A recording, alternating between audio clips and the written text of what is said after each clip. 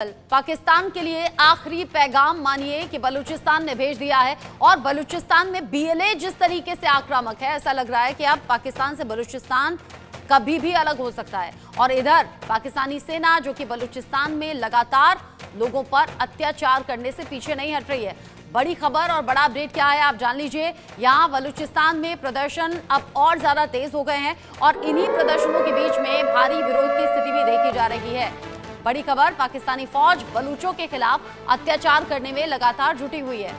Mahrang Bloch की गिरफ्तारी के खिलाफ बलूचिस्तान में ये विरोध प्रदर्शन हो रहे हैं। बलूचों की गिरफ्तारी के बाद भारी विरोध देखा जा रहा है, जिसकी तस्वीरें भी सामने आई हैं। महरंग बलोच को अरेस्ट करने के बाद बवाल और ज्यादा बढ़ गया है। क्वेटा और आसपास के इलाकों में इंटरनेट सेवा बंद की गई है। बड़ी खबर, बड़ा अपडेट, बलूचिस्तान जो लगातार आजादी की मांग कर रहा है, पाकिस्तानी फौज का बलूचों के खिलाफ अत्याचार और ज्यादा इस बीच बढ़ा है।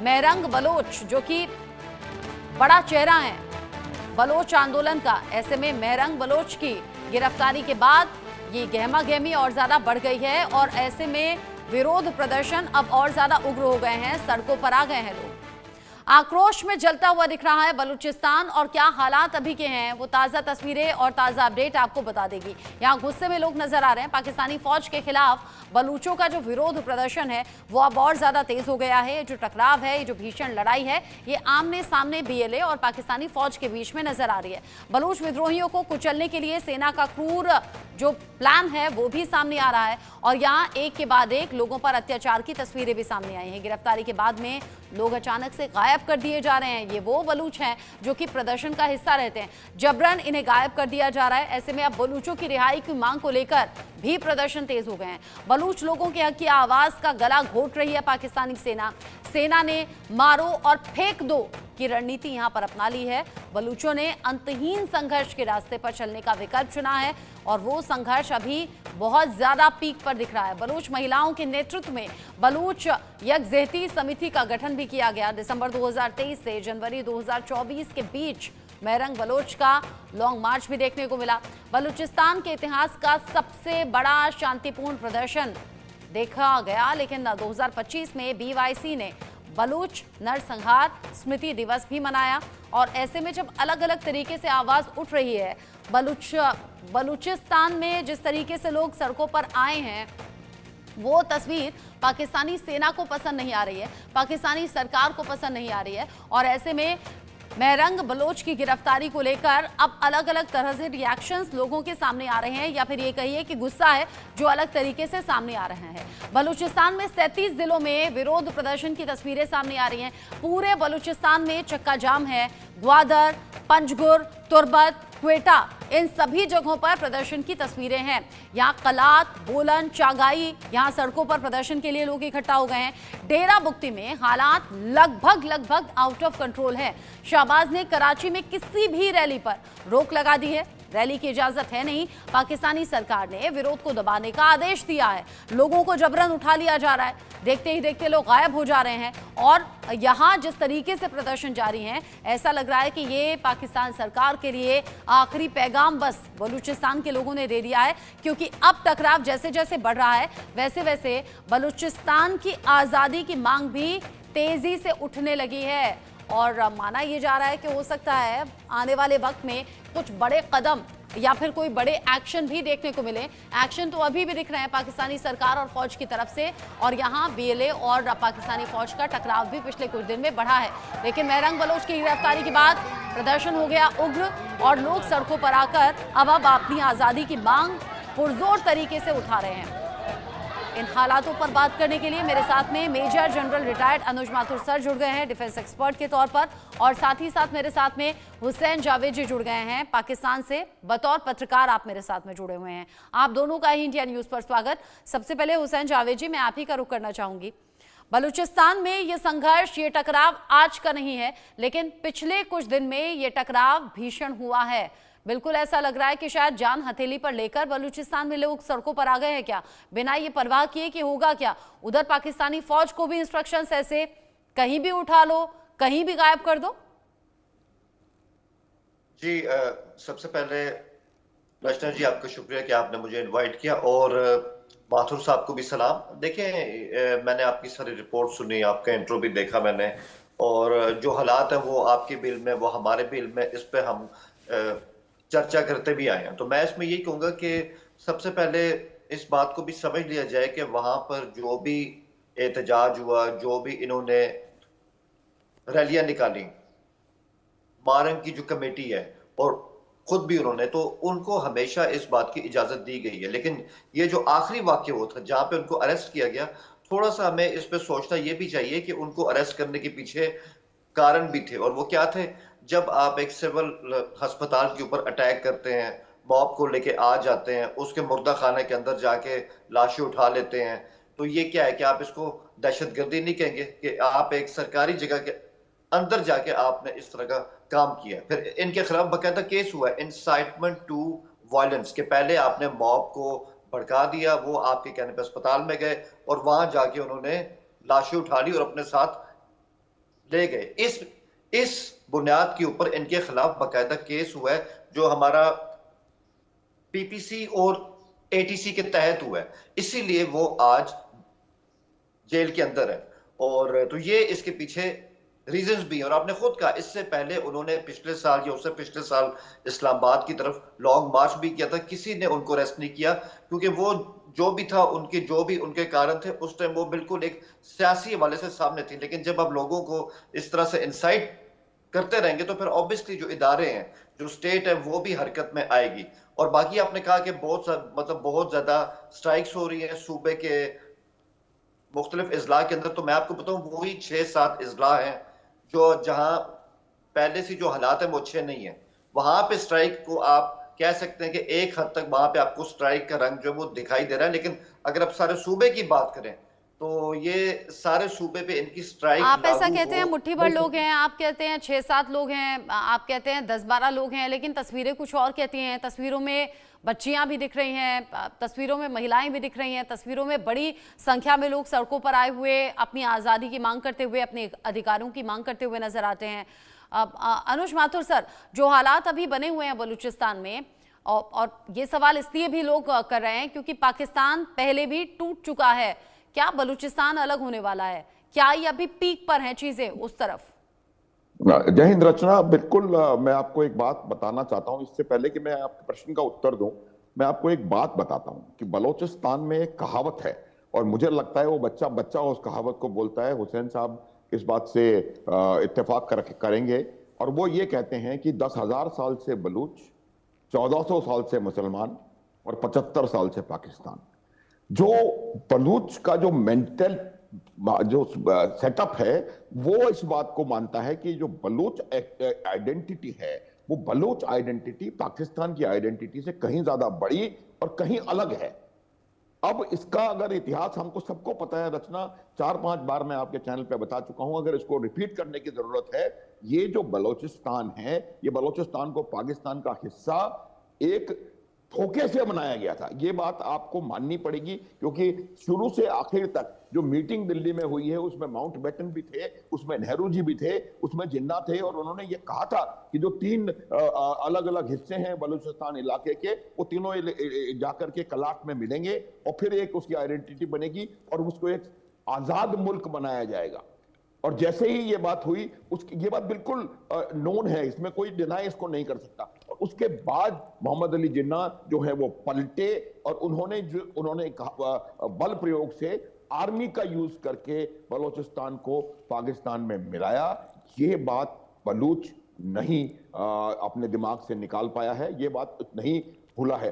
दूसरी जो मैं बात बता रहा हूं रचना, वो ये है कि पाकिस्तान ने कोशिश इस बात की कम करी, नहीं करी नहीं कह रहा हूं, कम करी कि इनको सही तरीके से इंटीग्रेट किया जाए, पाकिस्तान की आइडेंटिटी में, पाकिस्तान में मिलाया जाए। और उन्होंने शुरू से आखिर तक बल प्रयोग किया। उनको लगा कि अगर ताकत का प्रयोग करेंगे, लोगों को डराएंगे, धमकाएंगे, तो यहां पर उनको वो लोग शायद हमारी तरफ आ जाएं। 71 भूल गए। 71 के जो हालात थे वो बिल्कुल वही हैं। मेरे ख्याल से आदमी भी टिक्का खान बलूचिस्तान में भी थे, और उन्हीं टिक्का खान को वहां से उठा करके और बांग्लादेश में भेजा गया। और वो व्यक्ति इतना महान हुआ कि उसको बुचर ऑफ बलूचिस्तान भी कहा जाता है और बुचर ऑफ बंगाली भी कहा जाता है। इसमें कोई नई बात नहीं बता रहा हूं, ये सबको पता है, पूरी दुनिया को पता है। तो जब जब आपने जो अपनी अप्रोच थी उसको गलत रखा, और जब आपने जो बलोच कहता है कि मैं 10,000 साल से बलोच हूं, उसमें पाकिस्तान का जो सोच विचार है वो ये कहता है कि भाई मुसलमान 1400 साल से और 75 साल से पाकिस्तान, बलोच क्या होता है। तो ये मेरा मानना है कि इसको हमको समझने की जरूरत है। और आज की परिस्थिति ये है कि पूरे बलोचिस्तान में अभी जो जावेद साहब उस बात का जिक्र कर रहे थे, जो दिसंबर 23 से जनवरी 24 तक मार्च हुआ था, उस मार्च को वो कह रहे हैं कुछ नहीं हुआ। आप खुद पुरानी रिपोर्टें उठा करके देख लें उस मार्च में कैसे जब वो इस्लामाबाद पहुंचा, और उनकी डिमांड ये थी कि हमारे लोग जो गायब हैं वो हमें बताया जाए कहां हैं। अगर आपको उनको 1 मिनट का सुना, उनको आपने अगर खत्म कर दिया है तो उनकी लाशें, उनके लास्ट राइट्स हमको करने का मौका मिलना चाहिए। और इस पर उन पे हमला हुआ था, ये बात मुझे देखना पड़ेगी। उनके ऊपर सर्दी के मौसम में ठंडे पानी की बौछारें मारी गई थी, महिलाओं के साथ बदसलूकी हुई थी, उनको अरेस्ट। तो ये जो बात, जब तक आप इन चीजों को छुपाते रहेंगे और इन चीजों के जो फैक्ट्स को समझने का प्रयास नहीं करेंगे, तब तक मुझे लगता नहीं कि इसका कोई सोल्यूशन हो सकता है। ये जो लेडी को आपने गिरफ्तार किया है, ये लेडी मेरे ख्याल से मैंने सुना है कि वो वर्ल्ड पीस नोबेल प्राइज के लिए नामित है। और ऐसे लोगों से तो ये जो चीजें होती हैं, ये एक आवाज है बलूचिस्तान की। अब बहुत यंग लेडी है, क्योंकि और भारत का बड़ा रोल रहा वहां बांग्लादेश की आजादी के लिए, और बड़ा सेक्रीफाइस भी हमारी ओर से किया गया। और जब जब मैं देश के फौजियों को सुनती हूं, वो बताते हैं अपना एक्सपीरियंस, और यहाँ अनुज माथुर सर का सीधा इंडिकेशन है कि जो बांग्लादेश के साथ हुआ वो अब बलूचिस्तान के साथ होने वाला है, और पाकिस्तान ठीक उसी दौर से गुजरने वाला है। आगे मैं बढ़ूं उससे पहले एक बड़ा अपडेट भी है। अत्याचार के खिलाफ बलूचों ने बड़ा ऐलान भी कर दिया है। जिस तरीके से वहां पर लगातार एक्शंस चल रहे हैं, गिरफ्तारी के खिलाफ यूएन जाएंगे बलूच संगठन। बलूचों की गिरफ्तारी अंतर्राष्ट्रीय कानून का उल्लंघन है, ये कहा जा रहा है। मेहरग बलोच पर आतंकवाद की धाराओं में मुकदमा दर्ज किया गया है। बलूच एकता कमेटी के 150 नेता क्वेटा जेल में बंद हैं। जिस तरीके से ये खबरें अभी सामने आ रही हैं, महरंग पर आतंकवाद की धाराएं लगाकर गिरफ्तार कर लिया गया। बलूच एकता कमेटी के 150 नेता क्वेटा जेल में बंद हैं। अब एक के बाद एक जो लोगों को उठाया जा रहा है, वो संख्या बड़ी होती चली जा रही है। अब कितने बलूच अब तक गायब हो गए हैं, और किस तरीके से ये संघर्ष, ये टकराव बना हुआ है जो लोगों को और ज्यादा उकसा रहा है या उग्र कर रहा है, जानिए। अब तक 30,000 से ज्यादा लोग गायब हो चुके हैं।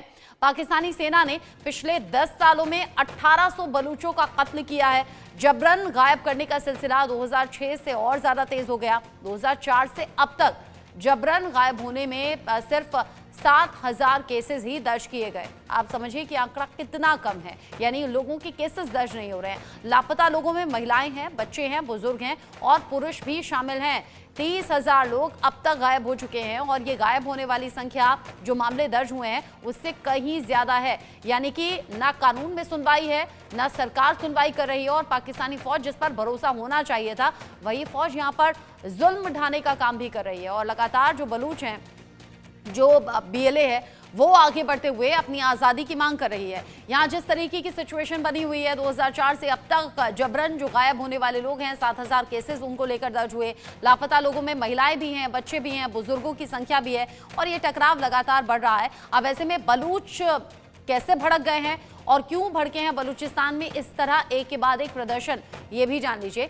लंबे वक्त से पाकिस्तानी सेना का अत्याचार ये लोग देख रहे हैं। पाकिस्तानी सरकार मानवाधिकारों का उल्लंघन एक के बाद एक कर रही है। प्रदर्शनकारियों का हिंसक दमन यहाँ पर हो रहा है, जो तस्वीरें भी बताती हैं। कई बार अत्याचार और जबरन गायब किए जाने से बलूचों में नाराजगी भी देखने को मिल रही है। प्राकृतिक संसाधनों पर बलूच समुदाय का अधिकार है, लेकिन यह अधिकार उन्हें मिलता नहीं। राजनीतिक स्वतंत्रता पर पाबंदी नहीं होनी चाहिए, ये उनकी मांग है। बलूचिस्तान को आजाद मुल्क घोषित किया जाए, ये सभी उनकी मांग, और इसीलिए टकराव ये बहुत ज्यादा बढ़ गया। हुसैन जावेद जी, अगर माना कि बलूचिस्तान के लोग अपने अधिकारों के लिए, हक के लिए लड़ाई लड़ रहे हैं या सड़कों पर आ रहे हैं, क्या ये रास्ता इख्तियार किया जा रहा है? 30,000 लोग गायब हैं तो 7,000 ही मामले दर्ज किए गए। महिलाओं, बच्चों तक भी नहीं बख्शा गया, उन्हें भी जबरन उठा लिया गया। ऐसे तो हालात और ज्यादा बिगड़ेंगे ना, अगर ये लग रहा है कि कभी भी किसी को उठा लिया जाए या गायब कर लिया जाए। ऐसे कभी आंदोलन शांत नहीं होते और ज्यादा भड़कते हैं। और अब महरंग बलोच की गिरफ्तारी। रचना जी, मैंने आपकी भी सारी बात सुनी और सर की भी सुनी। मुझे 2 से 3 मिनट दें, क्योंकि बहुत सारे सवाल हो गए हैं जवाब, मुझे उनका जवाब भी देना, और बहुत ही शॉर्टली जवाब दूंगा। सबसे पहली बात तो ये कि सर ने अभी एक बात की कि मैं 1000 साल से बलोच हूँ और चंद 100 साल से मैं मुस्लिम हूँ और सिर्फ 70 साल से पाकिस्तानी हूँ। तो पहले तो इसको करेक्ट कर लें। ये जो है अकबर बुगटी ने कहा था, जिनको 2006 में उनकी डेथ हो गई थी। ये सारे सूबे की रहनी है, उनका कॉल जरूर था। पहले तो ये ठीक कर लें, इसको पूरे सूबे पे इस तरह से पेस्ट ना किया जाए। दूसरी बात, इन्होंने कहा कि हमने ताकत के ऊपर इस सूबे को अपने साथ 1947 में जोड़ लिया था। तो मैं बताऊं, सिर्फ उस वक्त का जो बलूचिस्तान था, कल्लात की स्टेट वाहिद थी जो उसके खिलाफ थी, और उसके जो नवाब साहब थे उन्होंने भी साइन कर दिए थे। जो उनके भाई थे वो इसके खिलाफ थे। वहां पे एक हल्का सा फौजी ऑपरेशन हुआ था। ये बात बिल्कुल मानने की है, सारे सूबे की ये सूरत नहीं थी। और यही इंडिया ने जूनागढ़ में किया था, हैदराबाद दक्कन में किया था, बाद में गोवा में किया था, सबके सामने है। तो ये इसमें तो ये हिस्ट्री बिल्कुल साफ है। इसके बाद आप जरा आगे हैं कि आपने अभी बात की, जो आपने कहा कि बहुत से अफराद को लापता किया गया। तो मैं ये स्टैट इसको हल्का सा ठीक करने, 30,000 लोग कभी भी इन्वॉल्व नहीं थे। 10,000 लोग हैं जिनको उठाया गया था, इस तरह के केसेस थे। और मैं आपको बताऊं, 10,000 में से तकरीबन 9,000 लोग, उनके केस हल हो चुके हैं, वो अपने घर में आ चुके हैं। 1,000 से 1200 केस ऐसे हैं जहां लोग अभी तक घर नहीं पहुंचे, वो अभी तक गुमशुदा है या वो आतंकवादियों के हाथ लग गए हैं। तो ये स्टैट है, मैं आपको सही बता रहा हूँ। 30,000 का आंकड़ा जो है वो इसमें बिल्कुल भी सही नहीं है। फिर सर ने एक और बात की, ये जो मतलब उन्होंने कहा कि ये 71 के हालात है। तो मैं पहले ही कह चुका था कि 71 के हालात ये बिल्कुल नहीं है। उस टाइम इंडिया फैक्टर था, मुक्ति बानी फैक्टर था, बांग्लादेश के अंदर मुजीब वाद था, ऐसा बड़ा लीडर था वहां पे। इनके पास कौन सा लीडर है? ये क्या एक मिलिटेंट ग्रुप जो है इस बुनियाद के ऊपर यूएन में जा सकता है? आप बताएं, इनका तो कोई सियासी फेस नहीं है, तो यूएन में ये किस मुंह से जाएंगे? और यूएन इसमें कोई इंटरवीन भी नहीं कर सकता है। तो ये सब बातें सही है। और आखिरी बात वही जो मैंने स्टार्ट में कही थी, आपने मारिंग साहबा की बात की। मैं पहले ही बता चुका हूं, जब आप इंसाइटमेंट टू वायलेंस की जानिब जाएंगे तो जो लॉ है वो हरकत में आएगा। और इस्लामाबाद में जो उन्होंने कहा ना कि उनके मतलब उनकी वहां पे उन पे हमले हुए, ये हुआ क्योंकि उनका जो क्राउड था, जब तक उसने पीसफुल वहां पे अपना मार्च किया था, कुछ भी नहीं हुआ था। जब वो रेड जोन के अंदर आए थे, देखिए आपका भी दिल्ली है, आपका भी वहां पे ये राजपथ का इलाका है, वहां पे आपकी पार्लियामेंट आती है। वो ऐसे इलाके होते हैं जो कि रेड जोन होते हैं, उसके अंदर किसी को भी आने दिया नहीं जाता। इसी तरह हमारे इस्लामाबाद में भी, कि वहां पे उसके अंदर मतलब कोई भी नहीं आ सकता। तो इन्होंने जब वहां पे आने की कोशिश की, तब वहां पे लॉ आए हरकत में और उनको वहां से पीछे धकेल दिया गया। तो आई थिंक फैक्ट्स जो है ना, इनको ठीक कर लेना चाहिए। ठीक है, आपको लगता है कि आपके हिसाब से जो फैक्ट्स हैं वो ठीक नहीं है। अब मैं ये कहूंगी कि जब बांग्लादेश अलग हुआ था तब भी आप लोगों में एक्सेप्टेंस की कमी थी, फिर बांग्लादेश जो हुआ अलग हुआ, और अब आज बलूचिस्तान को लेकर भी इस तरह की सोच है।